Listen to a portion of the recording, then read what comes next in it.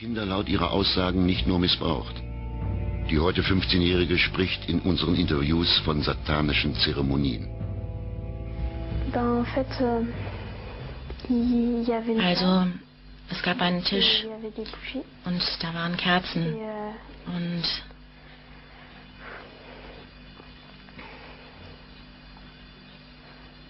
was für Kerzen? Kerzen eben. Und wo waren die? Waren sie überall? Also, da gab es diesen Tisch und rundherum waren die Kerzen aufgebaut. Waren Meine Vergewaltiger. Du hast gesagt, Sie haben eines der zwei Kinder, die außerdem noch da waren, auf den Tisch gelegt?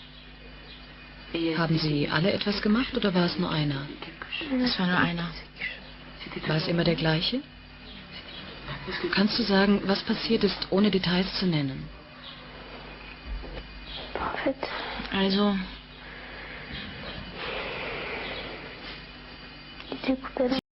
Sie haben einen gelegt? Sie haben Teile von seinem Körper abgetrennt. Womit? Mit einem elektrischen Messer. Haben Sie das Kind gesägt?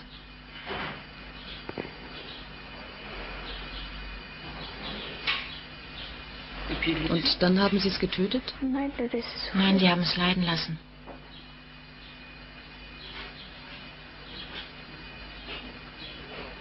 Aber das Kind ist trotzdem gestorben. Ja? Sie haben einen Finger abgeschnitten? Einen Fuß. Solche Dinge. Sie haben einen Fuß sterben lassen. Und sie haben es missbraucht. Also er hat das Kind missbraucht und die anderen schauten zu. Kun je een voorbeeld geven nu, want ik voel dat er heel veel gebeurd is met jou. Ja.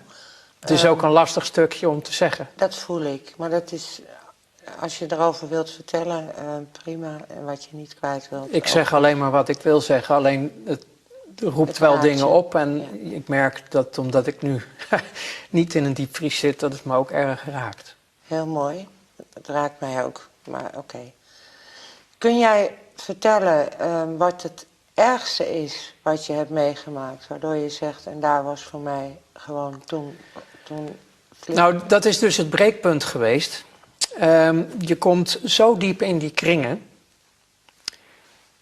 Je tekent ook eigenlijk ik heb niet met bloed getekend ergens voor, maar je tekent wel een contract voor je leven dat je zwijgt over namen van bedrijven, organisaties, personen. Dat is ook de reden waarom ik denk nog steeds leef. Je houdt je daaraan. Maar als het gaat om de meest erge dingen die ik heb meegemaakt. Ik heb net verteld over dingen waar ik stroomstoringen mee kreeg. Het geweten begon dus. Laten we het zo zeggen, ik zat in een opleiding tot psychopaat en ik ben gezakt. Ik heb het niet gehaald, ik ben geen psychopaat geworden. Dat geweten brak door.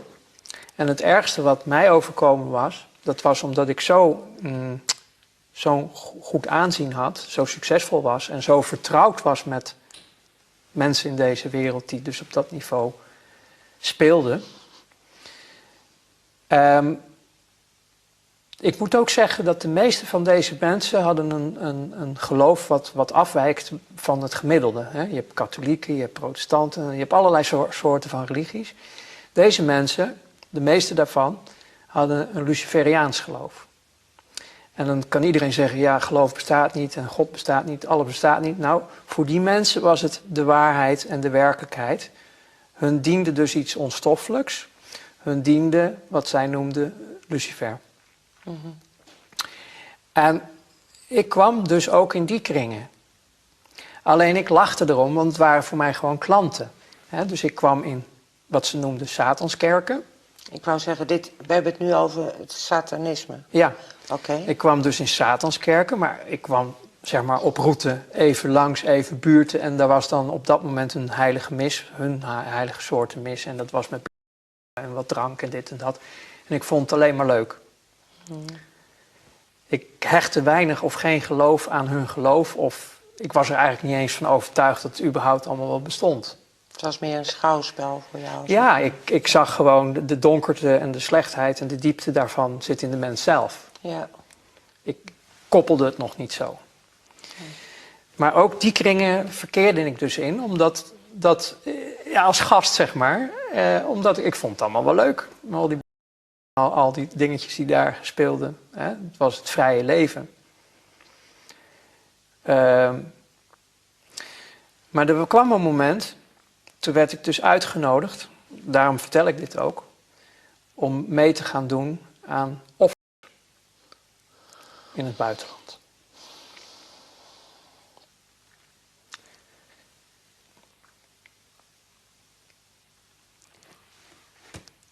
Dat was het breekpunt.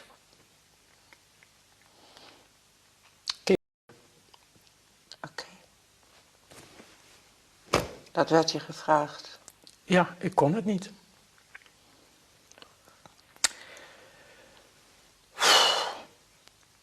Wil je even stoppen trouwens? Of nee. Oké. En toen begon ik langzaamaan eigenlijk in te storten. Ik had zelf als kind nogal wat meegemaakt. Ja. En dat raakte mij zo. Alles ging om. Maar dat is de wereld waar ik uitkom. En toen begon ik dus dingen te weigeren binnen mijn werk. Ik kon het niet meer. En toen werd ik een gevaar. Voor hen, natuurlijk. Ik begon niet meer optimaal ik begon te rammelen en ik had dingen geweigerd. Ik had niet deelgenomen. Want het gaat erom, uiteindelijk in die wereld, dat ze iedereen ook in hun zak willen hebben. Ze moeten chantabel worden. En het chanteren voor mij was erg moeilijk, als ik het allemaal achteraf bekijk. Dat hadden ze willen doen via de kinderen. Ja. En daar brak ik. Is dat, jij vertelt nu iets wat mij niet onbekend voorkomt. Wat ze in de politiek ook doen. Als je op internet gaat googlen, kom je wereldwijd genoeg getuigenissen tegen om te weten dat dit geen Walt Disney verhaaltje is. Het is helaas zo dat wereldwijd, en dit is niet alleen van deze tijd, dit is al van duizenden jaren. Ik heb ook ooit nog een stuk theologie gestudeerd. Zelfs in de Bijbel kom je het tegen bij de Israëlieten. Een van de redenen waarom de eerste 10 stammen toen uit hun land werden gezet en verbannen werden naar Babylonië, was juist vanwege de rituelen met kinderen, inclusief het opnemen. Dus dit is een lijn. Vanuit al die shit ben ik ook gaan geloven. Omdat ik besefte dat er meer was dan alleen maar hemel en aarde. Er is werkelijk een onzichtbare wereld. Je praat werkelijk over een duistere macht en je praat ook over een lichtmanifestatie. Dijeron, ahora jugaremos un rato, ahora. Vaya juego. Vaya juego. Porque, ¿qué es lo que te encontraste? Llegasteis allí, ¿cuánta gente era? Los niños que éramos, dos coches llenos, más uno que trajeron ellos, que era de raza gitana. Lo pusieron en el medio y a cada punta de estrella, uno, los pequeños delante a las puntas pequeñas y los mayores a las puntas grandes. Y detrás de nosotros un montón de velas así negras, blancas, negras, blancas, negras, blancas, como un embrujamiento. Ya, y querían un alma pura, con que lo mataron. ¿De un tiro? 2. Uno ahí y uno ahí. Y yo cuando lo vi me subí para arriba. Y luego me cogieron y me hicieron bajar a verlo. Cuando fuisteis de excursión, la asistenta también iba con vosotros. ¿Quién iba? ¿Quién os acompañó? Uno que se llama Farina y uno que se llama Mateu. ¿Los conocíais de la residencia? Explícame qué relación teníais con ellos. Los conocí en el juzgado. Como se puede ver aquí están todos los que estuvieron ese día. Estuvo Rodolfo grabando todo el rato lo que pasaba. También alrededor, bueno, no lo he puesto, pero alrededor había un círculo de velas negras. Y aquí es donde estaban cuando lo dispararon.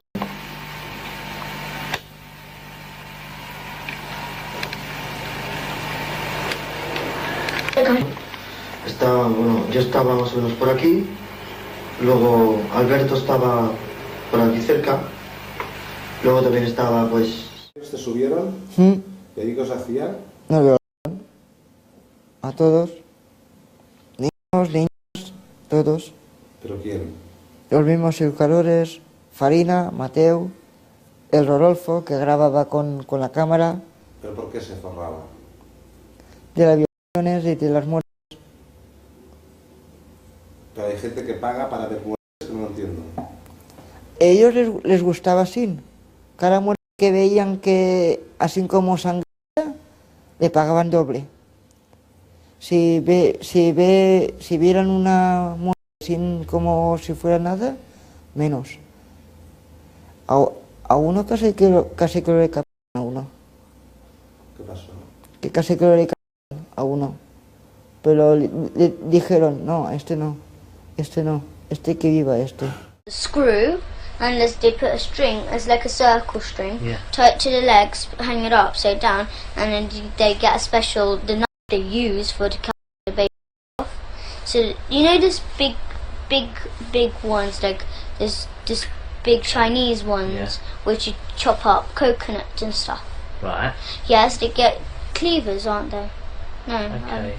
I don't know what they're called. You've described it well enough. Yes. Right. Okay. So then because our dad, he forces me and Gabriel to do it. But because we can't, we're not strong enough to cut his head off, he does us to hold the knife, and he puts his hand at the top of our hand, and he helps us to cut the baby head off. Because he's learning, he's teaching me and Gabriel, so when we're older, to do it to our own children and do this kind of stuff to our own children. Where is it this that happens? The church, in the kitchen in our church. The kitchen in the church. Yes, they got. Yes. So, right, this string. Tell me about this string. So it's just like, it's not just like just a thin normal string.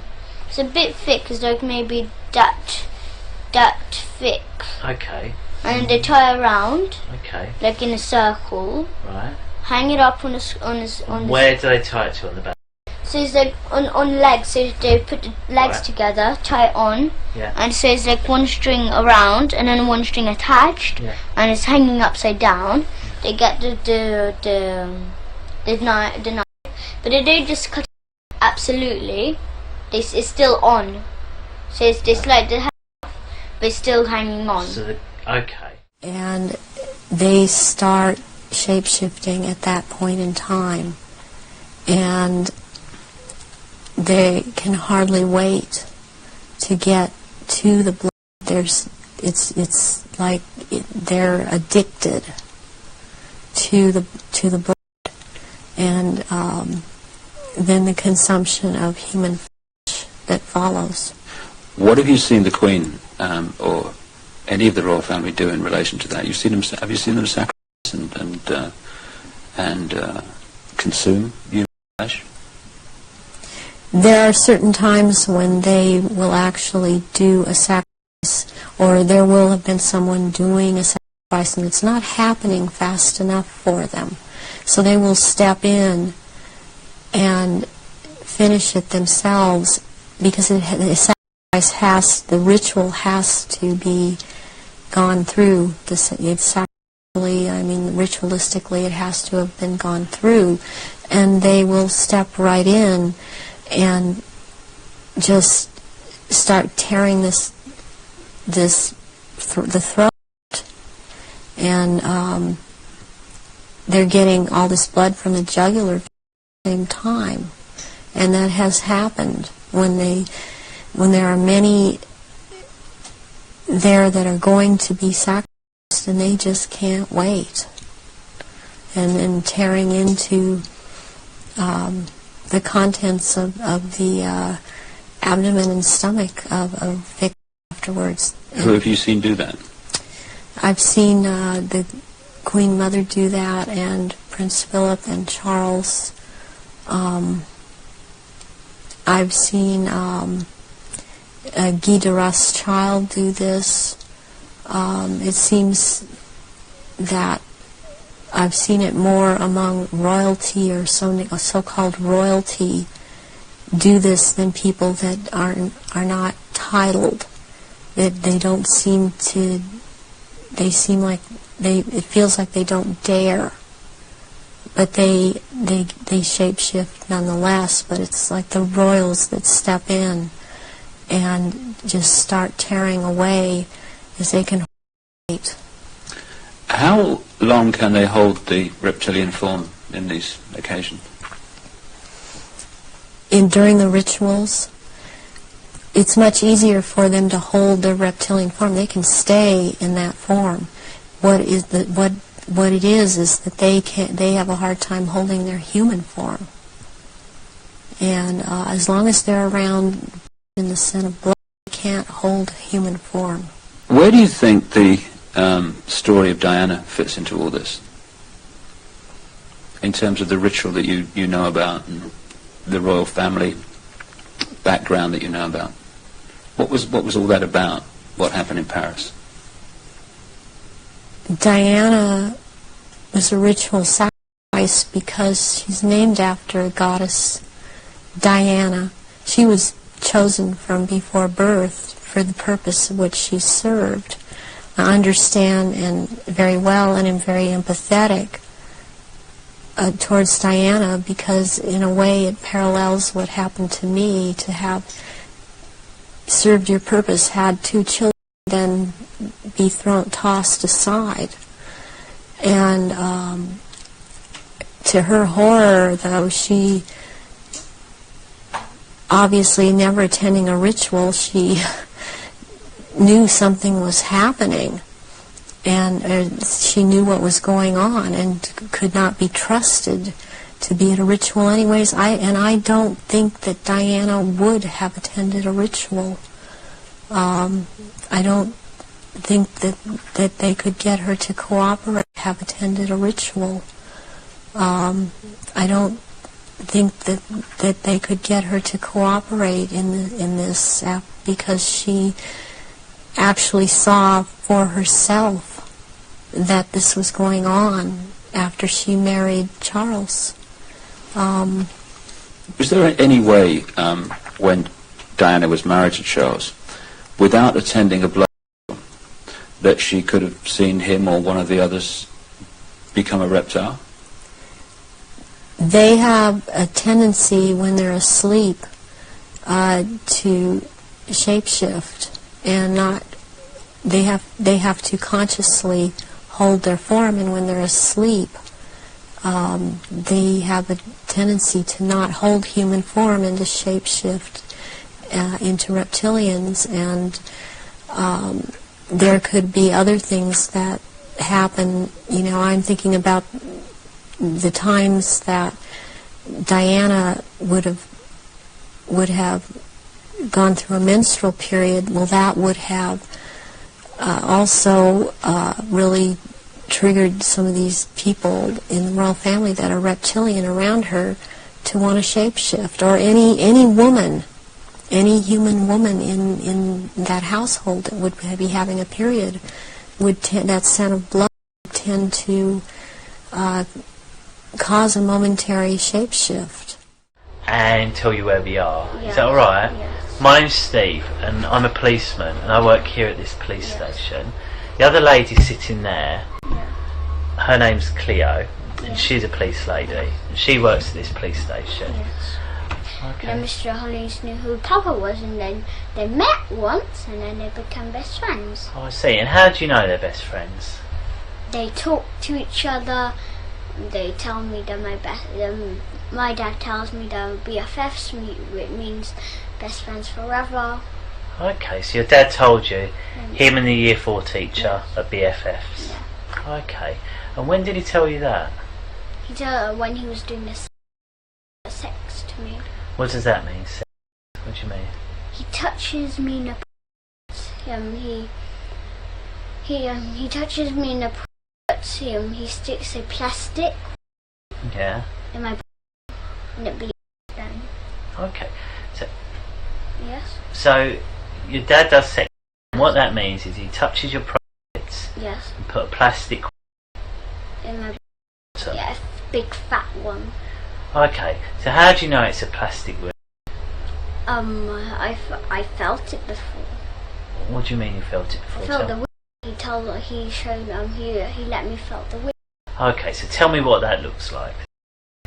It looks like a real wind, but it's plastic. Okay. And what else can you tell me about it?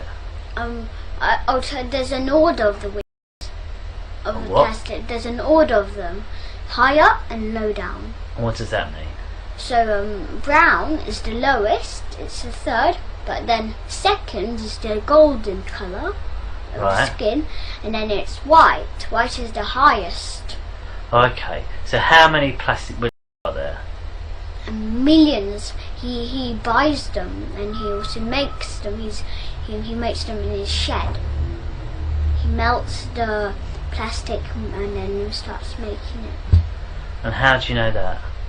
I've seen him making before. You're having this party at school. Were there any children there at the party? Yes. So children at the party. Yeah, all the children do ceremony. All the children. Yeah. And do you know how much there is in my whole school? 200 children. And all 200 children, you say? Yes. And also other schools are involved. And other schools as well? Yeah. And how long have you been going to that school? Since when I was 5 years old. And how old are you now? I'm 8 years old. So for 3 years you've been going to the school? No, yeah, for 3 years, yeah. Okay. So how long is it? So that's, you show me that shape. Really long, like that long. So it's that long. Yeah. And you show me how wide it is. And what does he do with it? And he sticks it in my butt. And then after, when he takes it out, so how does he stick it in your butt? He pushes inside. Okay. Yeah, and then when he takes it out, it beats my butt. Okay. So when was the last time this happened? No, I'll tell him why he started doing it when I was a baby.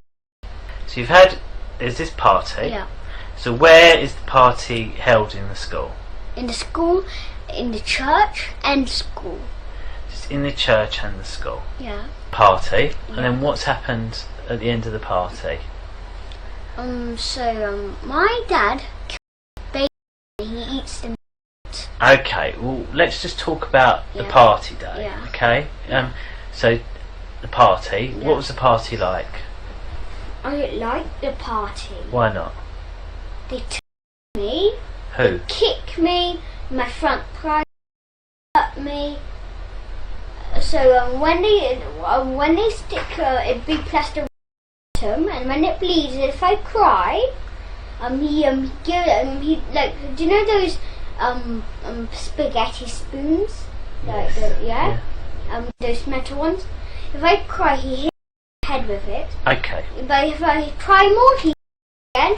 But if I cry more, the nurse teacher, Miss Marden, she injected me, and I sleeping on my neck.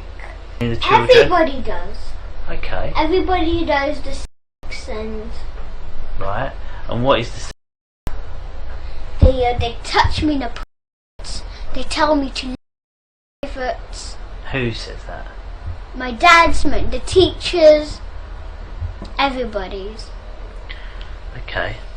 So that's happened. And we didn't want to do that, but my dad made us do it, and he forced us. Okay. But my mum doesn't do it. No? Okay. But my family doesn't do it. Only my father does it. Okay. So this has happened at the school. And then you said there's a bit where your dad put the brown coloured plastic. No, but my dad doesn't have a brown one. No? What one? He's the boss of the whole religion, the whole culture. He's the boss. And what's this religion called? It's not called nothing. It's not called nothing? No, we eat babies, we kill them, and my dad's and this is what my dad tells us to do. Look, my dad kills babies, and we help him kill babies, but our dad forces us to. Okay. But we never kill babies, never on our own, never. Okay. friends of the family and strangers, and my family used to make me abort the babies I had. It would be hard to imagine more misery and suffering than what Teresa says she's had to endure. Then us kids would be made to do things with the adults and the animals, and then a sacrifice would happen. The sacrifices, were these animal sacrifices? Animals and people. Who was the leader? Who was the boss of the gang, of the cult? At home it was my nan. Your nan made you have sex with animals? Yeah. Like goats and donkeys. How many men or how many people would have sex with you? What, at one time? Yes. About everyone who was there, which must have been about 20. You know, from 10 to 20 people. If it was a big ceremony, it used to be 30. What would your grandma be doing when these men were forcing themselves on you? Usually laughing. Or smiling. Or having sex with another man. During these ceremonies, was Satan, the devil, ever referred to? He was called Lucifer.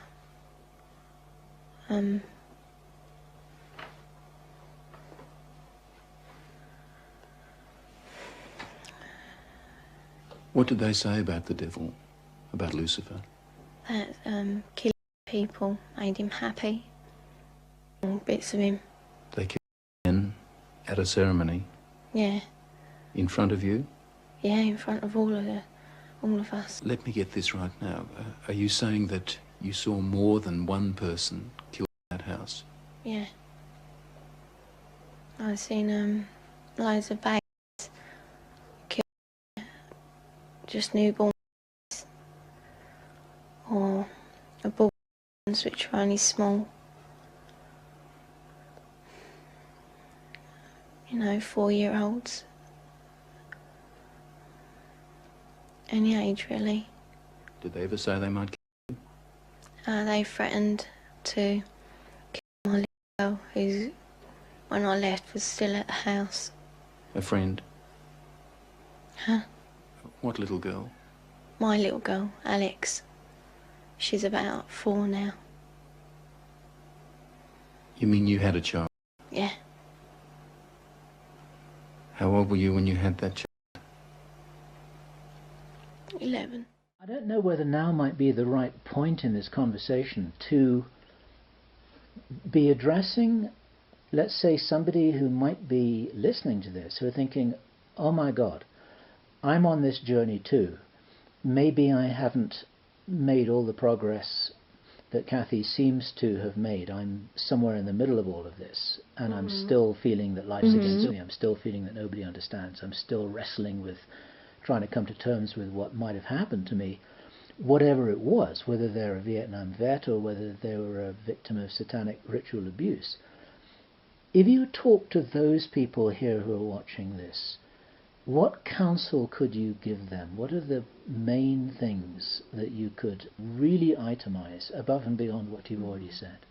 What would my advice be to these people? I remember what it was like being in that pain, discovery, shock cycle. And when you are in a state of chronic pain, and it can be emotional pain or physical pain, that can cause a sense of isolation. And also feeling like you're victimized causes a sense of isolation and this sense of I'm all alone. And I suspect that's where these people might be.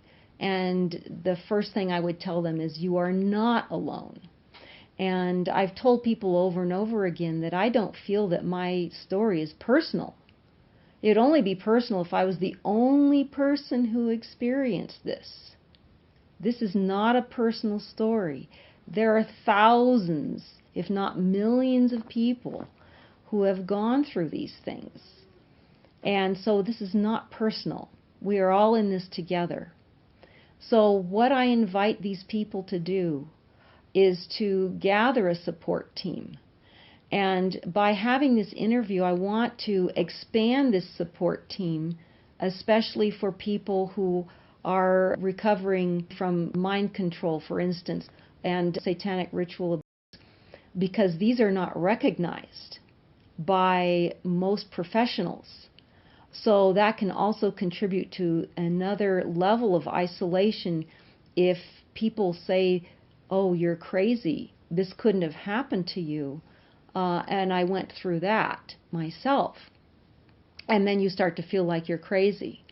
So my message to these people is that, yes, now hopefully there are people who have spoken about these things as survivors. But I don't think that they spoke about this in the same vein as I am. I'm focusing on the recovery process. Other people that I've been able to read about are focused on the actual experiences. So I'm just hoping that this can expand people's awareness in general, because when we know something, when we put the spotlight of truth on things that are happening to people, then that enables us to deal with them and transform them and create a new world, the world that we really want to live in. What else would I tell somebody who is in that? Did I say to create a support system? Yeah. And to know that it's possible. For somebody who's at that stage, to look at me and try to imagine what it's like to be at my stage is very, very difficult. It's very difficult. But at least if they can see that I'm here and that I've done it and that I'm there to root them on. And I think Cathy O'Brien, if I understand it right, this is something that Cathy O'Brien mentions. It is understood by those who have researched this whole phenomenon that there's like a self-destruct program that is instilled in what could be called, for lack of a better word, or whatever, that actually they're going to self-destruct when they're about 30. Mm-hmm. And you actually went through this and you survived that too. Could you just mention that, not from a point of view of, oh my God, this is a terrible story, but once again, there may be people watching this who are wrestling with this sometimes. Yeah, well, I find it very fascinating that it could be done to begin with. I mean, wow. I mean, there's so much we don't know about the human brain and the body and all of that. It's amazing. What happened was I mean, there was a 3-month period where I was just obsessed with taking my life. But the overriding thought was, oh, I have children. Who's going to be their mother? And that's what kept me going. Actually, I was trying to see if I could find somebody to be a replacement mom so that I could exit. And but I was so ill at the time that it wasn't possible. So my remembrance is that this happened for about 3 months, and I was very curious, and I attribute it to the fact that I was going through a lot of pain with the TMJ, but I'd gone through a lot of pain before and after that period. And so when I read about this phenomena, I go, oh yeah, that happened. And then I talked to my brother. I have one sibling who went through this with me. I grew up in a household with 3 other siblings. And my brother reported the same thing, and he survived that impulse for the same reasons, because he had children. At the same age? Around the age of 30. Mm-hmm. Mm-hmm. Okay. It feels to me that it's important just to flag that up, because once again, it's part of the message that you were mentioning earlier, that people who feel this, and now I've never experienced this myself, but I'm assuming that if one is feeling like ending one's life, then one couldn't be more alone at that point, but one is not. It's like this is part of the program. Maybe a lot of people have got this implanted in them. It's a self-destruct thing. We have choice at all moments, and there may be others who are experiencing exactly the same thing because it's exactly the same program. Yeah, and specific, not trauma victims. We're talking about specific mind control. Yeah, right. So it's specifically about that, but it is important. Mm-hmm. And also, I mean, regardless of whether this was an implanted program or not, for anyone who goes through those periods, I guess your message is that this too shall pass, right? We have to make it through every day, and then every week, and then every month, and then finally the storm passes, the internal storm passes, and one's able to find things that make it all worthwhile, which is your message now, right? Because you've got these beautiful children, you've got a productive life, you're helping a lot of other people. I mean, you're much more fortunate where you are right now than many, many, many, many, many others out there. Well, actually, I'm very grateful for my experiences. If you listen to Eckhart Tolle, and he talks about the pain body and how people who have the biggest pain body will be the ones who are the most motivated to let go of it. And that would be me. And I can look back at other people who, you know, I might have been a little envious of, thinking that, oh gosh, you know, they didn't go through this and this and this. But then I see that they don't have the level of motivation that I have to improve, because it's not painful enough. Right. So again, you're saying that this is, in a weird kind of way, it's part of the gift that you referred to earlier, because this has actually been the motivation for you to develop so much spiritually, you could say, because I guess you had to. Absolutely, and I can say this 100%, that my experience was a gift. And it's empowered me to have the strength and the willpower to go and spread this around, to spread the gift. I mean, the realizations and the power of knowing that we all are very powerful creative beings. This is our true reality. But most people think that we're just these bags of bones walking around, and we're way, way beyond that. And then also, this makes me think about going back to the spiritual component, that it's absolutely essential to choose a spiritual path, whether you go out to find a teacher or you find a certain system of meditation, whatever it is that appeals to you, to bring you on your spiritual path. This is so, so important. And what I'd like to inform people, just because you're sitting here breathing and you're alive, means that you have been supported, because these human bodies are so very, very, very fragile that nobody would be alive unless they had lots of support. So that's another thing to going back to visiting people who are going through that cycle of discovery and shock and pain, to know that they're alive right now because they have been supported. They are supported. And that is another thing to know, is that, oh my gosh, I've got all this support. Then maybe if I pay more attention to my support instead of where I have deficits, then maybe I can expand that experience, because whatever you focus upon, you expand. And now this becomes a balancing act, because you need to recognize what needs to be rectified.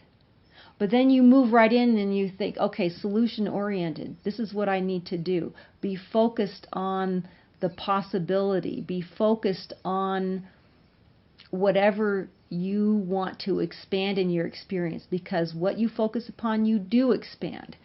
This is the difficult part of getting out of those first stages, is because you're so focused on the pain. If you have chronic pain, whether it's emotional or physical or both, you tend to be very focused on it. Well, if you're focused on it, it's going to expand in your experience. This is really difficult when you're at that stage. So how do I get myself out of focusing on this pain? Then you have to just be mindful. Oh yeah, okay, the pain is there. Let me focus on what do I really want in my life? What do I really want? And visualize, the power of visualization and fantasy. This is very interesting that the Illuminati themselves value fantasy more than reality. Yes, it has a way of informing their reality and creating their reality. Yeah. That's what you're saying. And they understand the powerful processes. And the rest of us want to think that we're realists, and so we keep focusing on what we have instead of envisioning what kind of world do we want to have, what kind of life do we want to have, and that we have that power of creation. And this is the most fantastic time to be alive on the planet, because there is so much energy behind this power of human creativity right now, that this is the time of possibility, of really, really breaking out and changing the way the world functions. And it all begins with each of us as individuals. We've all been traumatized as a collective. You know, all the wars, and, you know, if you go through history, we've been traumatized over and over and over again. Well, we have a chance to re-script that now. We have a chance to transform. So this is for the greater numbers out there. It's not just whatever you do at an individual level can be expanded to the greater population.